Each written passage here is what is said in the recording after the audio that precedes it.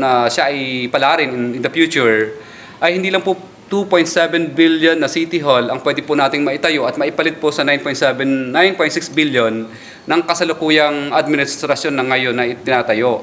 Kundi madadagdagan pa natin ito ng isang 11-story hospital na nagkakahalaga ng 500 million at mula doon sa sukli ng 9.6 billion, pwede pa po tayo makapagpatayo ng 5 units ng 11-story housing na nagkakahalaga ng 2 billion.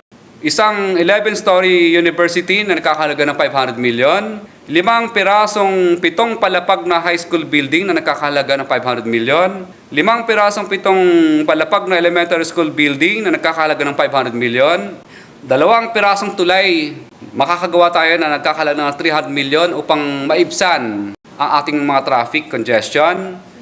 10 pirasong kalsada na tag 3 kilometro ang layo na pwedeng ilagay sa pinagbuhatan. Ang budget ay 100 million sapagkat pinagbuhatan, wala pang kalsada. 10 pirasong drainage line canal, flood control na 3 kilometro ang haba na ang halaga ay 100 million na pwedeng ilagay din sa pinagbuhatan kaya sila binabaha dahil wala pang kanal yung ibang lugar doon.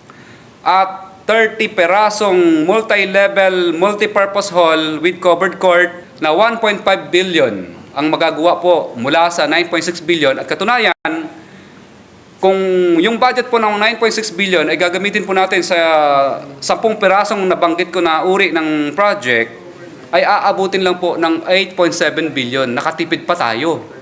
Hindi lang City Hall ang napagawa natin, nakapagpagawa pa tayo ng hospital, pabahay, university, high school, elementary school, tulay, kalsada, flood control at multipurpose hall. So, yun po ang magiging katapat ng 9.6 billion po na City Hall. Ganun po, karami ang magagawa. Ngayon po, mahal po ba itong kinompute ko?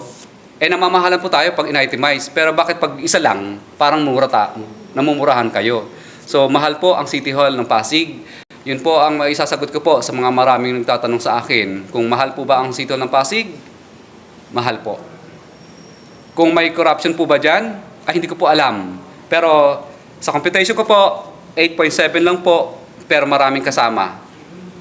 Isang itlog, pipiliin po ba natin ang isang itlog na 9.6 billion o 10 itlog na 8.7 billion lang? Gagamit po tayo ng legal na batas po dyan para hindi naman po tayo makalabag. At katunayan, ang nakikita nga po natin dyan ay yung 4 na lote ng City Hall ay hindi pa nakapangalan sa kanya. So, ibig sabihin po, may dahilan po tayo para ipatigil po ang kontratang yan sapagkat malversation of public funds po yan. Yung